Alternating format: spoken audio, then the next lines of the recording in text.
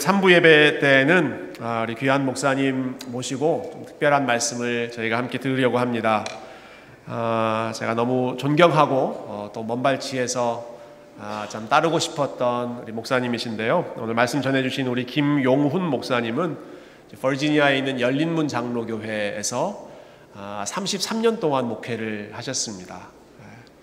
굉장히 동안이신데 33년 동안 목회를 하시고 지난 4월에 은퇴를 하셨습니다. 은퇴를 하시고 이제는 이제 아프리카 미래재단이라고 하는 아프리카 지역의 의료 선교를 위해서 힘쓰는 그러한 단체의 또 이제 이사장으로 새로운 사역을 출발하시는데요. 열린문 장로교회는 아마 많은 분들이 아실 거라고 생각합니다. 한인 이민교회 중에 여러 가지 면에서 참 모델이 되는 교회이고 1세와 2세가 같이 가는 모델, 또 다음 세대를 위해서 헌신하는 그러한 부분에 있어서 우리 많은 후배 목회자들에게 저를 포함해서 이제 벤치마킹하는 교회인데 이번에 우리 선교단체 아프리카 미래재단 관련해서 이번 아틀란타에서 회의하시는 중에 또 저희 주일 강단을 섬겨 주시게 됐습니다. 사실 오래전에 이 계획이 저희가 같이 일정을 세웠는데요. 목사님 오시는 타이밍이 특별히 저희에게 또 참 하나님의 은혜가 많이 필요한 시기라 오늘 말씀을 통해서 우리 많은 성도님들에게 큰 은혜가 되기를 기대하고요. 오늘 하나님을 미소짓게 하는 인생이라고 하는 제목으로 말씀 전해 주실 때 우리 모든 청년들과 성도님들 은혜 많이 받으시는 시간 되셨으면 좋겠습니다. 우리 앞으로 나오실 때 따뜻하게 환영하는 의미로 박수로 맞이하도록 하겠습니다.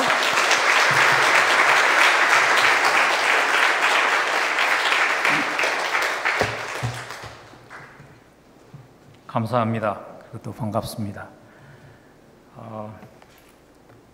제가 2부 예배 때도 말씀드렸는데 보통 이렇게 은퇴하면 주로 축도만 맡기거든요. 근데 이렇게 말씀 맡겨주셔서 감사합니다. 그래 한번 기도하겠습니다. 하나님, 오늘도 하나님 앞에 나올 수 있는 은혜 주신 것 감사합니다. 하나님, 말씀하시고 우리가 들을 수 있도록 영의 귀와 마음의 문 열어주시기를 원합니다. 예수님 이름으로 간절히 기도합니다. 아멘. 하나님께서 우리를, 인간을 지으시기를 관계적인 존재로 지으셨습니다. 그래서 우리에게 관계가 굉장히 중요하죠. 그래서 우리가 살아가면서 이 생각을 하지 않고 살아가는 사람은 거의 없는 것 같아요. 그분이 나를 어떻게 생각할까? 우리가 신경 쓰면서 살죠. 부부간에도 우리 남편, 저도 남편인데 아내 눈치 많이 보고 살잖아요. 아내가 나를 어떻게 생각할까? 오늘도 교회 오시면서 하나도 안 꾸미고 그 모습 그대로 오신 분은 거의 없잖아요. 다 꾸미고 오는 이유가 뭐죠? 우리 마음속에 그 관계라는 것이 중요하기 때문이에요. 그래서 사람들이 나를 어떻게 생각할까 하는 질문도 굉장히 중요한 질문입니다. 그러나 그것보다 더 중요한 질문은요, 하나님이 나를 어떻게 생각하실까? 하나님이 날 바라보시는 하나님의 표정은 어떤 표정일까 하는 것을 얼마나 생각하고 사시는지요. 하나님 나를 바라보시면서 너무 흐뭇해 하시면서 미소 지으실까요? 아니면 내가 십자가에서 아들 희생하며 구원했는데 안타깝다, 안타깝게 바라보실까요? 이왕이면 우리의 인생이 하나님이 미소 짓게 하는, 하나님을 미소 짓게 하는 그런 인생이 되면 좋겠습니다. 그래서 저는 하나님을 미소 짓게 하는 인생을 지금 내가 살고 있다는 것을 알 수 있는 한 가지 고백이 있는 것 같아요. 그 고백이 우리의 삶에 있다면 하나님이 미소 지으십니다. 그 고백은 뭔가 하면요, 하나님 한 분만으로 충분합니다. 하나님 다른 것 다 부족해도 하나님이 나의 하나님 되신 것 하나만으로 충분합니다. 고백할 수 있으면 하나님을 미소 짓게 하는 인생 살고 있는 것이겠죠. 사실 오늘 우리에게 너무나 익숙한 시편 23편에서 시인이었던 다윗이 그걸 고백하고 있는 것이죠. 여호와는 나의 목자시니 내게 부족함이 없습니다. 그 고백은 하나님 한 분만으로 만족합니다. 하나님이 나의 하나님 되신 그것만으로 하나님 나는 충분히 받았습니다. 다른 것 다 없어도 하나님 그것만으로 충분합니다는 고백이 그 고백 속에 담겨 있는 것이죠. 어떻게 하면 우리도 이런 고백하면서 살 수 있을까요? 입술의 고백뿐만 아니라 내 마음의 고백으로 어떻게 하면 이런 삶 살 수 있을까요? 오늘 사실 시편 23편은 다윗의 간증입니다. 다윗이 시편 23편을 그의 노년에 썼다고 많은 학자들이 동의합니다. 그 인생을 바라보며 사실 다윗은 자기의 인생의 간증을 읽거나 듣는 우리 모두에게 내 인생에서 내가 하나님 한 분만으로 만족합니다는 고백을 할 수 있었던 그 영적인 비결을 나누고 있는 것입니다. 나는 이것을 내 삶 속에서 내가 붙잡았습니다. 그랬더니 고난이 없는 삶은 아니었습니다. 그렇지만 하나님 한 분만으로 만족한 삶이, 그래서 행복한 삶이, 하나님을 미소짓게 하는 삶이 되었습니다. 라고 다윗은 우리에게 오늘 이 말씀을 나누고 있는 것입니다. 오늘 여호와는 나의 목자입니다 하는 이 고백 속에 그 첫 번째 영적인 비결이 담겨져 있습니다. 그 비결은 이것입니다. 일상 속에서 하나님을 나의 삶의 주관자 되게 했더니 하나님 한 분만으로 만족하게 되었습니다 하는 고백을 하는 겁니다. 그래서 의도적으로 여호와는 나의 목자시니 하는 고백을 하면서 하나님을 부르는 하나님의 존칭이 굉장히 성경에 많이 있습니다. 근데 그 중에서 의도적으로 다윗은 내 일생의 주관자가 되십니다 하는 것을 고백하기 위해서 야훼라는 특별한 하나님의 존칭을 선택한 것입니다. 그래서 원문에 보면 야훼는 나의 목자십니다 그렇게 기록이 되어 있어요. 근데 야훼라는 그 하나님의 존칭은 하나님이 직접 우리에게 내가 누구인가를 밝히신 하나님의 존칭이시죠. 모세가 이스라엘 백성들을 구하러 갈 때 하나님께 물었잖아요. 하나님, 이스라엘 백성들을 노예 생활에서 구하라고 그러시는데 그들이 나를 보내신 하나님이 누구라고 묻으면 내가 어떻게 답해야 될까요? 그때 하나님이 주셨던 답이 나는 야훼라고 답하셨죠. 출애굽기 3장 14절에 하나님이 모세에게 이르시되 나는 스스로 있는 자이니라. 영어 성경에 보면 I am who I am. 야훼. 야훼 하나님의 이름의 뜻에 대해서 여러 가지 의견이 있지만요, 가장 우리가 신뢰하고 받을 수 있는 그 의미는, 학자들이 주는 의미는 이거 같아요. 하나님은 항상 존재하는 분이셨고, 그리고 동시에 모든 것을 존재하게 하셨고 자기가 존재하게 하신 모든 것을 돌보시는 하나님이라는 그 의미가 I am 야훼, 내가 야훼의 하나님이라고 말하는 그 하나님의 존칭 속에 담겨 있는 것입니다.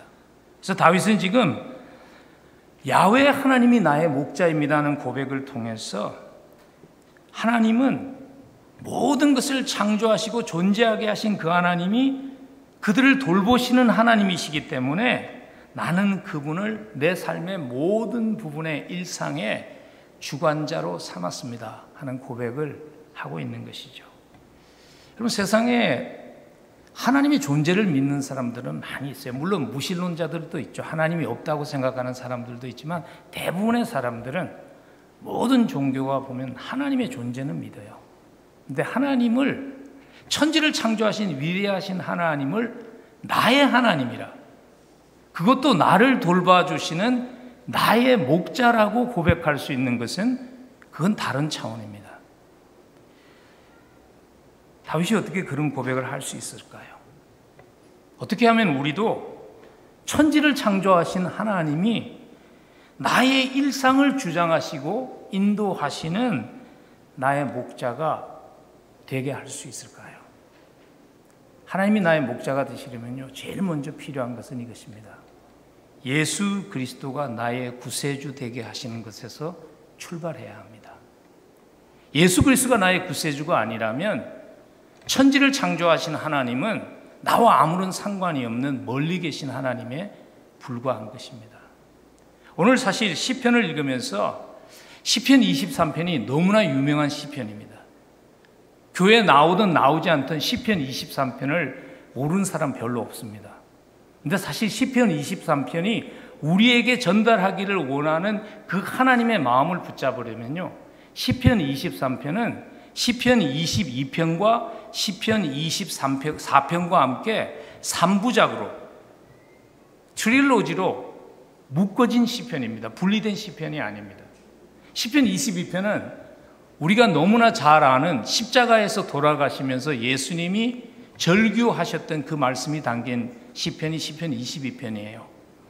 내 하나님이여 내 하나님이여 어찌 나를 버리셨나이까 하는 그 고백이고요. 시편 24편은 이제 영광 중에 다시 오실 하나님 예수 그리스도, 문들아 머리를 들죄다 우리가 가끔 찬양하죠. 그 시편이 시편 24편이에요. 십자가에서 생명 주신 그 분이, 그리고 영광 중에 오실 부활하신 예수 그리스도가 믿음으로 고백되어서 내 구세주가 되지 않는다면 시편 23편에 기록되어 있는 모든 아름다운 나의 목자 되신 하나님의 약속은 나와 상관없는 약속이 되는 것이죠.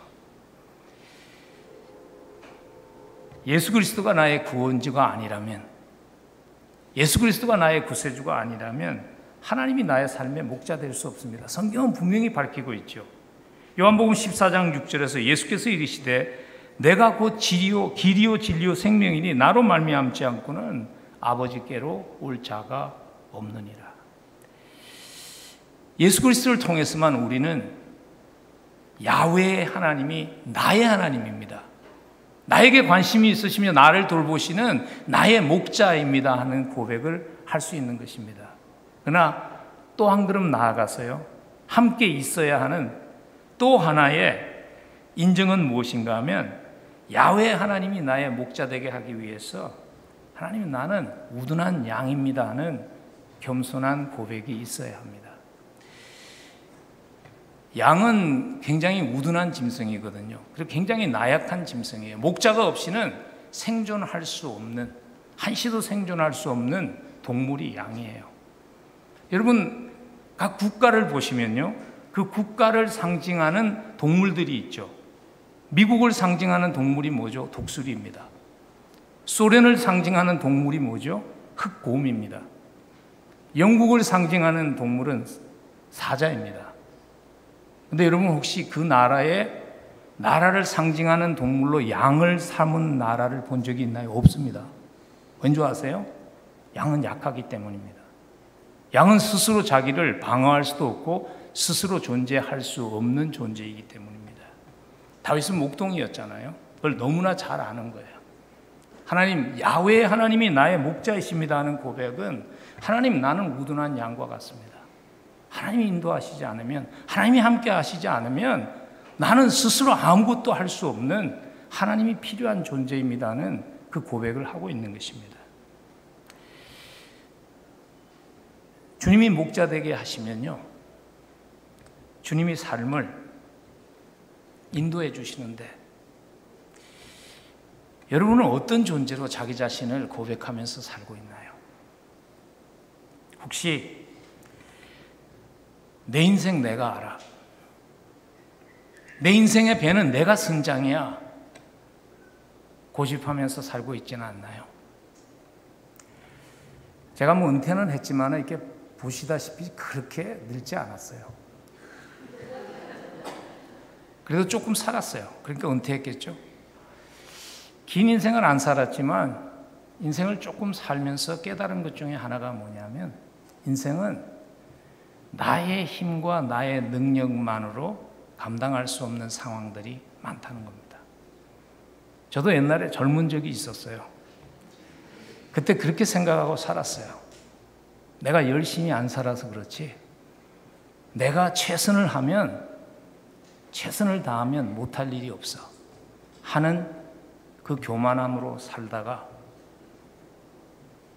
무참하게 무너지고, 그 순간에 제가 예수 그리스도를 만났습니다. 제가 33년 한 교회를 목회하고 제가 33살에 그 교회를 가서 66세 때 65세, 66세 사이에 은퇴한 거거든요. 그러니까 많이 물어보세요. 뭐 교인들도 물어보고 특별히 이제 목사님들이 많이 물어보세요. 비결이 뭐냐고. 저는 그 비결이 딱 한 가지라고 생각해요. 제가 지난 33년 동안 뭐 매일 그 기도만 한 것은 아니지만 빼놓지 않고 했던 기도 중에 하나가 이것입니다. 하나님, 나는요, 내 인생 앞길도 가름할 수 없는, 내 스스로의 인생도 감당할 수 없는 한치 앞일을 모르는 어린아이입니다. 근데 어떻게 이렇게 많은 하나님의 백성들을 내가 돌볼 수 있습니까? 하나님이 교회 담임 목사이시고 하나님이 주인이시고 저는 그냥 그 목자 아래서 살아가는 어린 양입니다 하는 고백을 지난 33년간 하면서 목회를 한 것 같아요. 그랬더니 목자 되신 주님께서 은혜로서 인도하신 것 같아요. 짧은 인생 살면서 깨달은 것 한 가지가 이겁니다. 인생을 사는 방법이 크게 두 가지가 있는 것 같아요. 하나는 내 실력으로 사는 방법이에요. 내 학벌, 내 지위, 그런 거로 사는 방법이고요. 또 하나는 하나님의 은혜로 사는 것입니다. 내 실력으로 사는 삶은 피곤합니다. 왜냐하면 항상 나보다 탁월한 사람이 있기 때문입니다. 항상 나보다 뛰어난 사람, 그리고 내 능력으로 감당할 수 없는 상황이라는 것이 인생에는 항상 있기 때문에 내 실력만 의지하고 사는 삶은 무거운 짐을 진 피곤한 삶입니다. 그런데 하나님의 은혜로 사는 삶은 쉼이 있습니다. 왜냐하면 하나님이 책임지시기 때문입니다. 여러분과 저의 삶에 이 겸손한 고백이 있으면 좋겠습니다. 하나님, 내 목자가 되어주셔야 합니다. 내 능력만으로, 내 노력만으로 하나님, 내 인생 의미 있게 만들 수 없습니다. 하나님, 나는 어린 양입니다. 우둔한 양입니다는 고백이 있는, 그래서 하나님이 목자 되시는 것을, 그 축복을 경험하는 삶이 되기를 간절히 축원합니다. 하나님 한 분만으로 충분합니다. 하나님을 미소 짓게 하는 그 고백을 다윗이 할 수 있었던 두 번째 비결을 다윗은 우리에게 이렇게 나눕니다.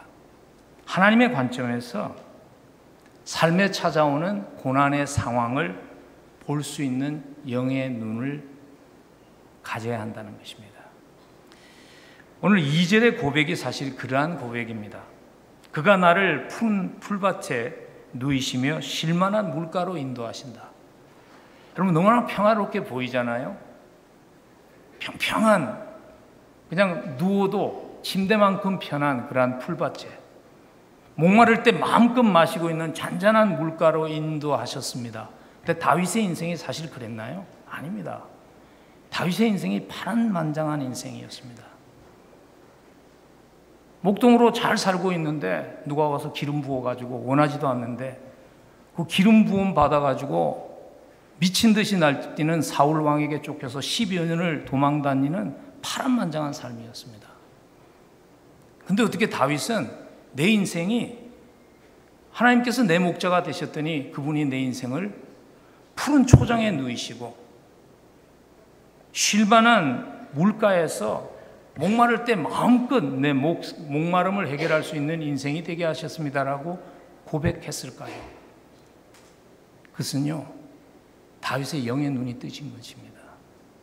인생에 찾아온 고난마저도 하나님의 영적인 관점으로 볼 수 있게 되니까 그 고난의 순간마저도 하나님을 깊이 경험하는, 그 고난의 순간마저도 하나님을 알아가게 하는 은혜의 시간으로 일하고 계신 그 하나님을 볼 수 있었기 때문이죠.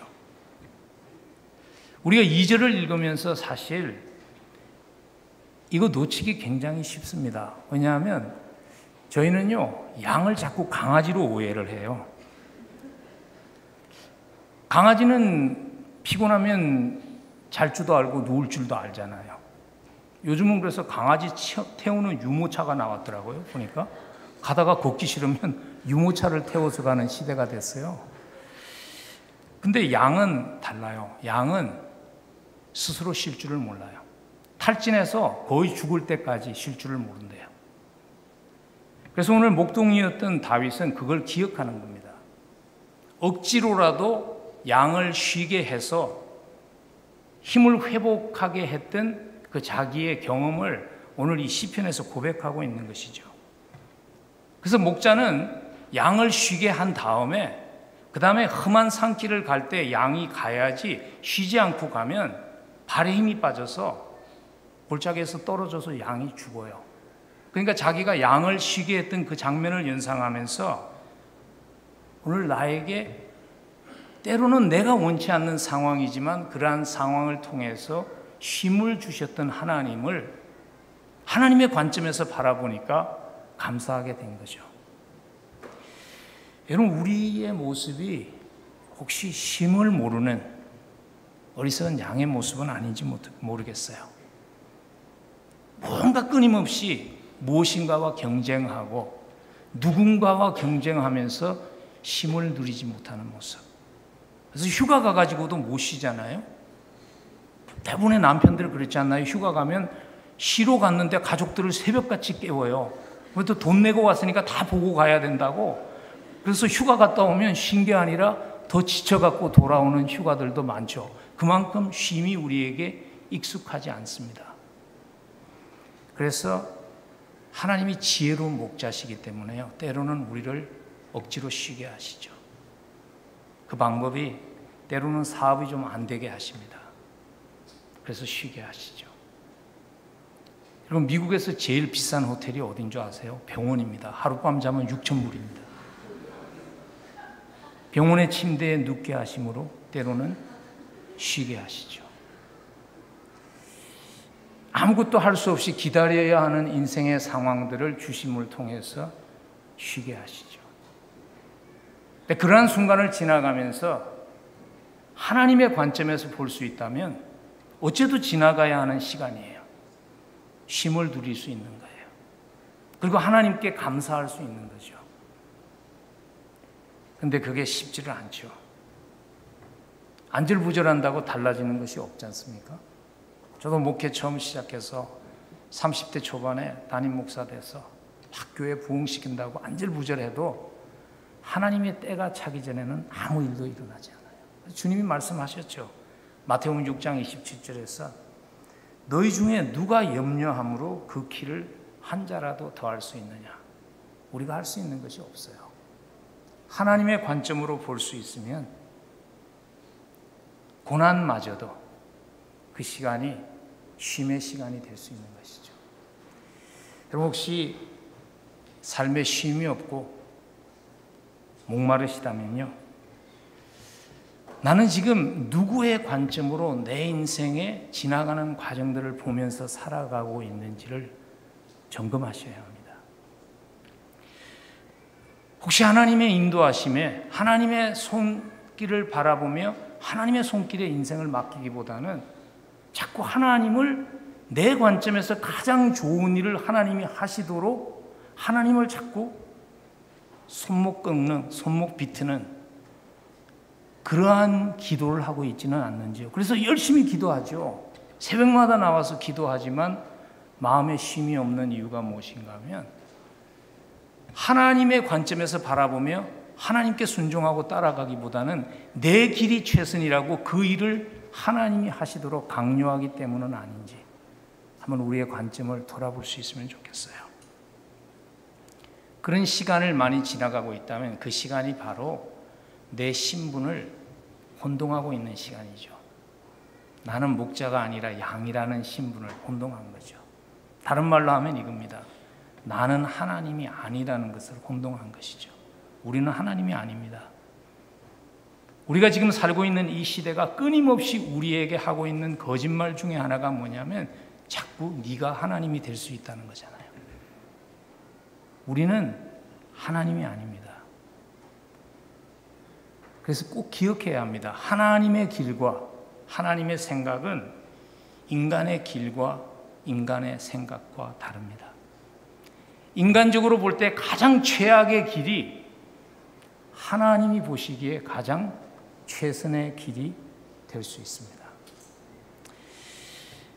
다윗은 지금 자기가 그런 하나님을, 영의 관점이 변하니까 그런 하나님을 경험했다고 2절 후반부에서 이렇게 간증합니다. 쉴만한 물가로 인도하시는 하나님. 근데 여기서 지금 쉴만한 물가라고 번역된 히브리 원어는요, 쉴만하게 만드신 물가로도 번역이 될 수 있습니다. 근데 그것이 사실은 더 정확한 번역입니다. 왜냐하면 팔레스타인 지방은 강물이 천천히 흐르는 그런 지형이 아니에요. 강물이 굉장히 거세고 빠르게 흐릅니다. 양들이 목이 말라서 물가로 달려가도 물 마실 수 없어요. 양은 수영을 못 하잖아요. 그러면 목자가 하는 일이 뭐냐면 긴 목자의 막대기로 좀 느슨해진 그런 바위들을 움직여서 강가에 작은 웅덩이를 만드는 거예요. 그럼 거기에 물이 잔잔하게 고이죠. 그 물을 양들이 마시는 거예요. 이 장면을 회상하면서 지금 쉴만한 물가로 인도하신 하나님을 다윗은 찬양하는 것입니다. 양의 입장에서 보면 목이 말라서 물이 있다고 막 달려왔는데, 목자가 인도해서 왔는데 이거 뭐하러 데려왔어 하는 상황에 목자가 마실 수 있는 물을 제공한 것이죠. 여러분, 우리도 인생을 살면서 그런 상황이 있지 않나요? 하나님이 왜 이래? 하나님이 사랑이라면 왜 이런 일이 있어? 하나님이 공의롭다면 왜 이런 일이 있어? 하며 하나님을 향한 섭섭함, 하나님을 향한 의문을 가지게 하는 상황들이, 그런 상황들 가운데서 실험할 때들이 종종 있지 않나요? 영의 눈이 열려서 하나님의 관점에서 볼 수 있으면요, 환경이 변하지 않아도 우리의 고백이 하나님 한 분만으로 충분합니다로 변하게 됩니다. 그것을 경험한 대표적인 성경적인 인물이 하박국 선지자죠. 하박국 선지서를 읽으면 막 하나님께 주목을 하늘을 향해서 휘두르면서 하박국이 시작되죠. 하나님이 공의롭다면, 하나님이 사랑이라면 어떻게 하나님의 백성들을 그렇게 하나님 처참하게 징벌하실 수 있습니까? 그런 것을 허용하실 수 있습니까? 원망하며 시작된 하박국이 그의 영의 눈이 열리면서 하나님의 관점에서 보기 시작하니까 우리에게 항상 신앙의 고백이 되게 한 유명한 그 고백하지 않았습니까? 비록 무화과 나무가 무성하지 못하며, 포도나무에 열매가 없으며, 감람나무에 소출이 없으며, 밭에 먹을 것이 없으며, 우리의 양이 없으며 외양간에 소가 없을지라도 나는 여호와로 말미암아 즐거워하며 나의 구원의 하나님으로 말미암아 기뻐하리로다. 이 고백도 동일한 고백이죠. 하나님 다 없어도 하나님 한 분만 있으면 하나님 한 분만으로 충분합니다 하는 고백이죠. 혹시 이 자리에 그런 싸움을 싸우고 있는 분이 계시지는 않는지요? 하나님 사랑이라면서요, 하나님 전능하시다면서요, 하나님 공의로우시다면서요. 근데 왜 이런 일이 내 인생에 있는 겁니까? 하는 그 싸움을 하고 계시는 분이 혹시 계시지 않는지요? 여러분, 뭘 기도하십니까? 하나님에게 내 상황을 바꿔달라고 기도하십니까? 하나님께 이렇게 기도했으면 좋겠어요. 하나님, 내 영의 눈을 열어달라고. 하나님의 관점에서 나에게 처한 상황을 볼 수 있으면 환경이 변하지 않아도, 아무것도 바뀌지 않아도 하나님 한 분만으로 충분하라고 고백할 수 있습니다. 쉽지는 않아요. 목사인 저도 쉽지 않아요. 그 싸움이 찾아올 때가 있어요. 답이 없을 때가 있어요. 그럴 때마다 제가 돌아가는 하나님의 말씀이 있습니다. 시편 131편입니다. 제가 한번 읽어드리겠습니다. 여호와여, 내 마음이 교만하지 아니하고 내 눈이 오만하지 아니하오며 내가 큰 일과 감당하지 못할 놀라운 일을 하려고 힘쓰지 아니하나이다. 실로 내가 내 영혼으로 고요하고 평온하게 하기를 젖된 아이가 그 어머니 품에 있음 같게 하였나니 내 영혼이 젖된 아이와 같도다. 이스라엘아 지금부터 영원까지 여호와를 바랄지어다. 하나님은 실수가 없으십니다. 신뢰하며 온전히 맡길 수 있는, 그래서 하나님을 향한 원망이 감사와 찬양으로 변하는 은혜가 있기를 간절히 축복합니다. 오늘 다윗이 시편에서 또 하나님 한 분만으로 충분합니다 하는 고백을 할 수 있었던 세 번째 마지막 영적인 그의 비결이죠. 우리에게 이렇게 나눕니다. 가장 좋은 것을 주시는 하나님임을 확신할 수 있어야 한다는 것입니다. 우리 하나님은 우리에게 가장 좋은 것으로만 주시는 하나님이라는 것을 확신할 수 있으면, 또 모든 것을 합해서 그렇게 만드시는 하나님이라는 것을 확신할 수 있으면 하나님 한 분만으로 충분합니다 고백할 수 있죠. 다윗이 하나님 한 분만으로 충분합니다 하는 고백을 할 수 있었던 이유가 그 마음속에 그 확신이 있었어요. 그래서 하나님께 자기의 삶을 맡겼기 때문이거든요. 3절에서 그가 이런 고백을 합니다. 내 영혼을 소생시키시고 자기 이름을 위하여 의의 길로 인도하셨습니다. 다윗이 노년의 자기의 삶을 돌아보면서 깨달은 것이 있어요. 그게 뭐냐면 자기가 결정하고 자기가 선택했을 때는 실패가 많았고 아픔이 많았어요. 근데 하나님이 인도하셨을 때는 실수가 없었던 거예요. 그리고 다윗이 감사하고 있는 것은 이거죠. 내가 결정하고 내 고집 때문에 저질렀던 그 아픔마저도 하나님은 그것을 통해서 나로 하여금 하나님을 의지하게 하시고 회복시키시고 하나님을 더 깊이 의지하는 하나님의 은혜 속에 잠기는 그 은혜를 주셨다는 겁니다. 그래서 오늘 내 영혼을 소생시키셨다는 고백 속에 그 고백이 담겨져 있는 것이죠. 여러분, 누가 최선의 길을 아실까요? 하나님이 아십니다. 왜냐하면 나 자신보다도 하나님이 나를 잘 알기 때문입니다. 우리를 만드신 분이시기 때문에. 내 인생 내가 알아요. 내가 책임질 수 있어요. 고집하고 살 때 우리의 인생에 상처와 실패가 많지 않았나요? 근데 나를 만드신 그분께 나를 맡겼을 때 하나님은 우리의 인생을 아름답게 하셨죠.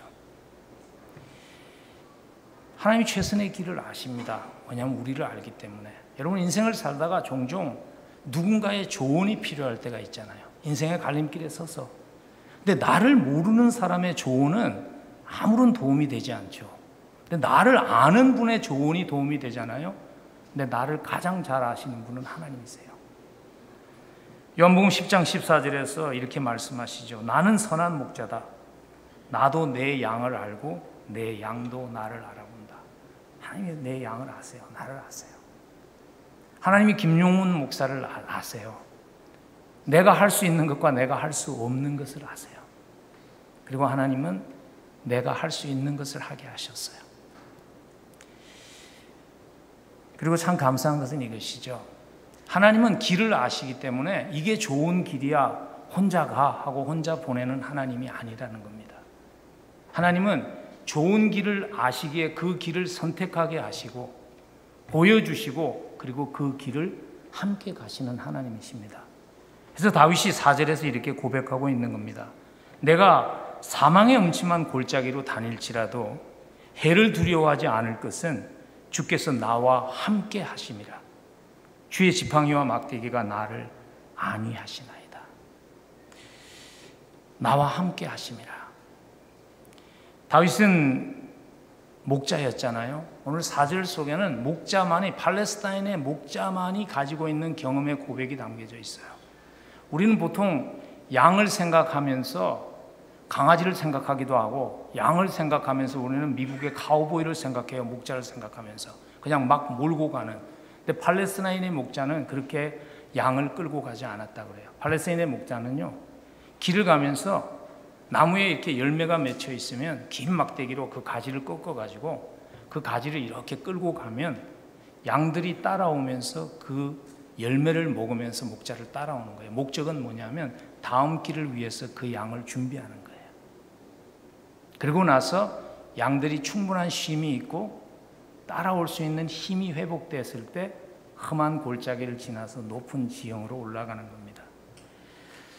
근데 우리에게 이런 의문이 있을 수 있어요. 목자가 길도 잘 알고 그런데 무엇 때문에 험한 길로 양들을 몰고 가야 했을까 하는 질문이죠. 다르게 말하면 이것이죠. 하나님은 미래를 아세요. 근데 왜 하나님은 우리의 삶 속에 모든 고난을 막아주시지 아니하실까 하는 질문이 우리에게 신앙생활을 하면서 있잖아요. 근데 오늘 목자였던 다윗은 우리에게 그것을 설명해 줍니다. 팔레스타인 지역에는요, 봄에는 낮은 지역에 양들이 먹을 수 있는 풀들이 있어요. 근데 봄이 지나고 여름이 오면 먹을 것이 없어요. 그래서 그 양들이 위험하지만 험한 골짜기를 지나서 높은 지형으로 올라가지 않으면 양들이 굶어서 죽는 거예요. 우리 인생에서 하나님께서 때로는 고난을 허락하세요. 고난의 원인은 아닙니다, 하나님이. 근데 고난을 허락하세요. 물론 고난이라는 주제를 너무 쉽게 이것이 이유입니다라고 답할 수는 없어요. 위험한 거죠. 한 가지 하나님의 말씀이 끊임없이 우리에게 주는 답은 이것입니다. 고난이 없이 하나님을 깊이 알아갈 수 없다는 겁니다. 골짜기를 지나가지 않고 정상에 오를 수 없다는 것이죠.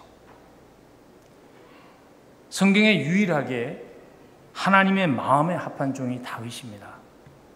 근데 다윗이 하나님의 마음에 합한 종이 된 장소는 편안한 궁정이 아니었죠. 왕궁이 아니었죠. 험난한 내일을 알 수 없는 광야 생활이 다윗이라는 사람을 하나님의 마음에 합한 종으로 빚어갔죠. 그래서 진 에드워드라는 미국 목사님이 새 왕에 대한 얘기를 쓰면서 이런 말씀을 하셨어요. 광야를 통해서 하나님은 다윗 속에 숨어 있었던 제2의 사울을 제거하셨다고. 다윗 속에도 사울의 교만, 사울의 욕망이 있었다는 거죠. 근데 하나님은 다윗으로 하여금 광야를 지나가게 하시면서 그런 것을 제거하시면서 다 없애주시면서 하나님의 마음에 합한 종으로 그를 빚어가셨다는 것입니다. 그래서 하나님께서 우리에게 고난이 없고 순탄하기만 한 삶을 허락하시지 않는 것 같아요.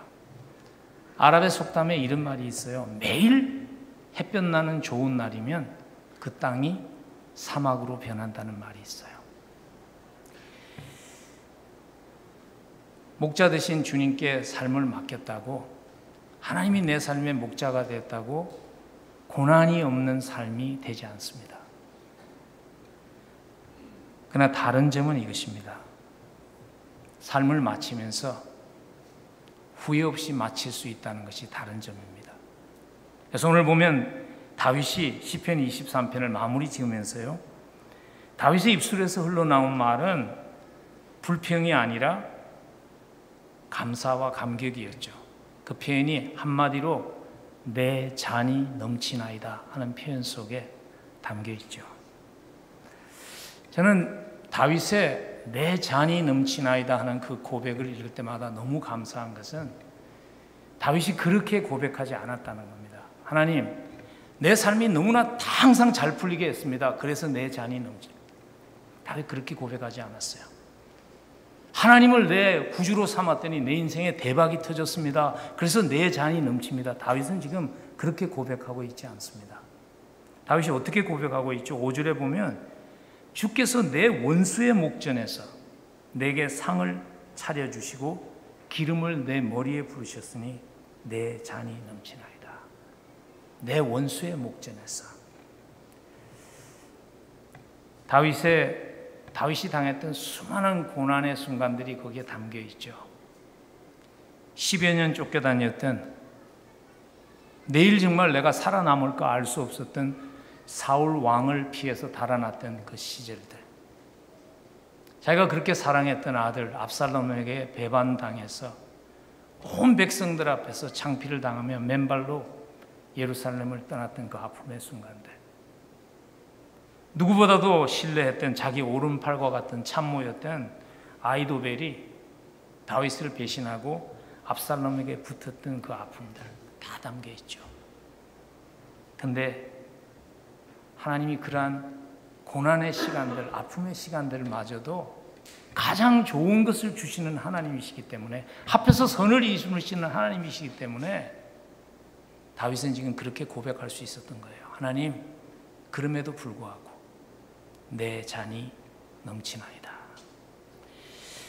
다윗 당시에 잔이 넘친다는 표현은요, 파티가 열리면은 그 주인이 자기가 같이 하고 싶은 사람에게는 계속 잔에다가 술을 부어줬어요. 마실 것을 부어줬어요. 근데 잔에 아무것도 부어주지 않잖아요. 잔이 비면 그건 무슨 얘기인가 하면 그냥 가라는 얘기예요. 하나님께서 계속 자기의 잔이 차고 넘치도록 채워주시며 자기와 함께 하셨다는 거예요. 하나님이 함께 있고 싶어하는 존재로 자기 인생을 축복하신 것이죠. 여러분, 하나님께 맡긴다고, 예수를 믿었다고 고난이 없는 삶이 되지는 않습니다. 그러나 우리 하나님은요, 모든 것을 합해서 선을 이루시는 하나님이시기에 우리의 인생을 가장 좋은 것으로 아름답게 하시는 하나님이십니다. 여러분, 삶을 마치며 하나님, 내 잔이 넘칩니다라고 고백할 수 있다면, 하나님, 내 그릇보다 하나님 차고 넘치게 나를 써주셨습니다. 내 인생이 그렇게 의미 있는 인생이 되었습니다라고 고백할 수 있다면 너무나 행복한 인생 아닐까요? 저는 뭐 그렇게 유명한 목사는 아니에요. 목사님들이 항상 이렇게 강사가 오면 좀 과장해서 이렇게 소개를 하지만은 뭐 책도 쓴 적도 없고 박사학위도 없어요.